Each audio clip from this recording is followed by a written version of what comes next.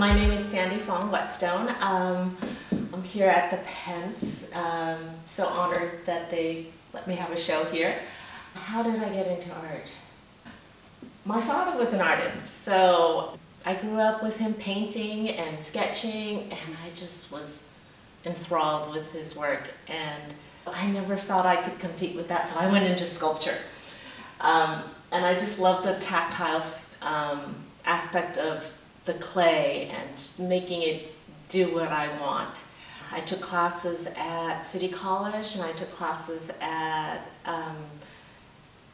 Consumnes River College with Yoshio Taylor, and he's just a master, so he taught me so much, and I just ran with it from there. With the sculpture, one thing about ceramics is that it can be very fragile, and I was shipping and things were breaking and I was getting very frustrated, so I thought, what else can I do to have work that is less fragile? So I thought printmaking. So I went into printmaking, and I took classes again at City College and took classes from Emily Wilson, who is a master and amazing teacher.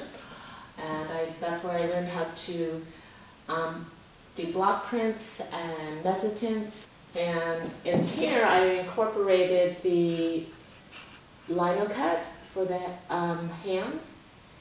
And I also liked working in fiber, so I felted the bodies and I sewed the clothing from felted wool sweaters.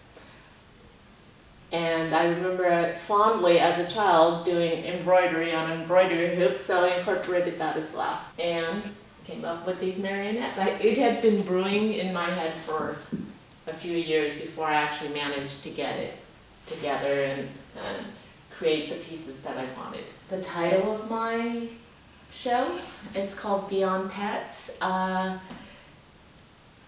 It's because these aren't just pets, right? And a lot of them are made up.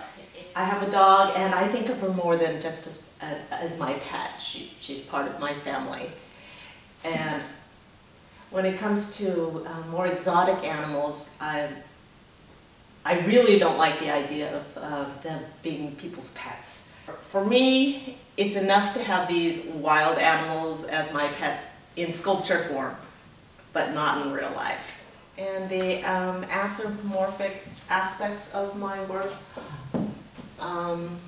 come from exploring our relationship with animals and how we connect with them and how we try to make them more like us or be more like them sometimes.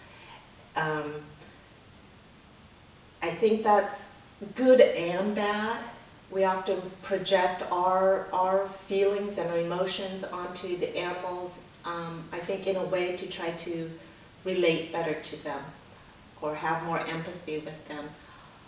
But I think it's a slippery slope.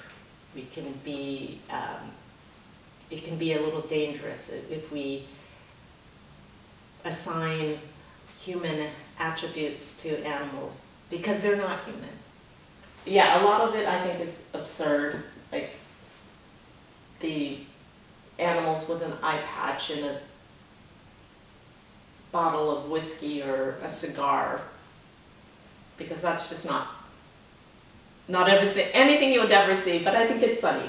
And that also kind of plays into a little bit of how we project human attributes to animals. Primarily, I think it was just to have fun. I really, really, really tried to have fun with my work. And in my house, I like to have artwork that just, when I turn the corner and I see it, it makes me smile.